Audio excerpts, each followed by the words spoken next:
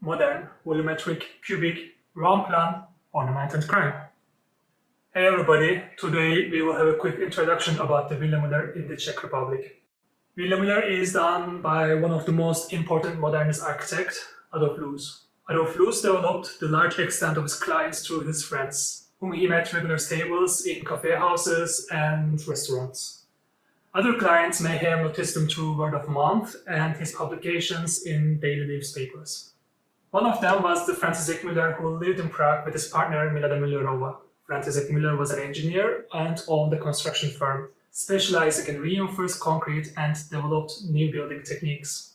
Loos' design process was also in transition at the time. Therefore, Frantisek Müller commissioned Adolf Loos to build a villa to showcase the capabilities of his construction firm. Let's have a quick look at the timeline of the building. Later, I will discuss the theories and concepts implemented in the design process. Loos was having some health issues. Therefore, he teamed up with architect Karel Rotte to design the house in 1928. 2 years later, the house was completed, and Loos celebrated his 60th birthday there. He died 3 years later at the age of 63. Therefore, this building can be seen as the masterpiece of the architect, where he applied his architectural concepts to the fullest. The Müller family lived in the house peacefully for 18 years, until communists took possession of it. After the death of Villa Müller, the Museum of Decorative Arts and the National Gallery bought the majority of the Müller furnishings and artifacts. The villa was designated as a cultural monument after that. It was used as a storage facility, a library, and eventually headquarters for the Marxism-Leninism Institute. After communism fell, the villa was handed up to the Müller's daughter, Eva Maternova, and she sold it to the city, who placed it in the custody of the Museum of Prague.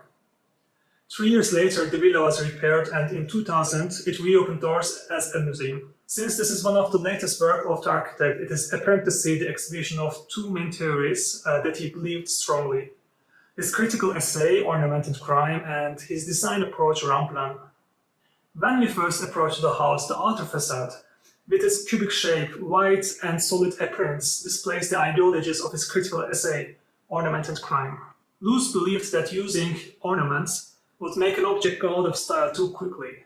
He strongly believed that spending resources for ornaments without any specific function is outdated. His passion for smooth and precious surfaces embodied itself with the minimalist white stucco facade, which sharply contrasted with the rich and complicated interiors. The entrance of the house exposes itself with differentiating the materials. Travertine evokes a warm, welcoming feeling compared to stucco facade. Inside, we see lots of marble in the public areas, like everything is coated in marble. Especially the Fantastico and Cipollino marble is very present in the lower levels. If we go to upper levels, where the private rooms are located, these are covered in wood. The architect used various types of wood like yellow poplar, mahogany, American elm, and oak. Inside the building, the distribution of the rooms are based on the Raumplan principles of Adolf Loos. My architecture is not convinced in plans, but in spaces. I do not design floor plans, facades, sections. I design spaces. For me, there is no ground floor, first floor. For me, there are only contiguous, continual spaces, rooms, entry rooms, terraces. Stories merge and spaces relate to each other. So basically, Loos sees each function as a volumetric cube that interferes at different levels. As a result, the rooms are connected with additional steps to create various ceiling heights that distinguish the purpose of the spaces and stay virtually connected. While a traditional staircase close to the entrance connects all floors, a collection of stairs centered in the plan joins all public functions. The functions separated like split-level characters, staying virtually connected with each other.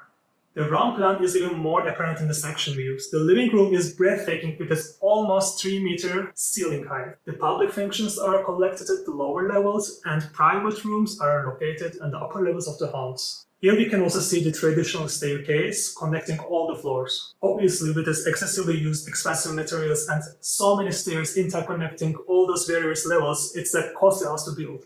But I think money or resources was not an issue designing this house. The architect aimed to create an experience from the moment you stepped into the house, and he delivered it. I hope you had a broad idea about Ornament and Crime, in addition to Raumplan with the help of Villa Müller. If you have time and money, I highly recommend going to Prague. It's a beautiful green city. People are very friendly, and of course, if you are there, don't forget to visit Villa Müller as well. Thank you for staying till the end. I'll be glad if you share this video with somebody you think might enjoy it. I believe sharing and expanding knowledge is the best thing that we can do to make a better world. Have a glorious day and see you in the next video.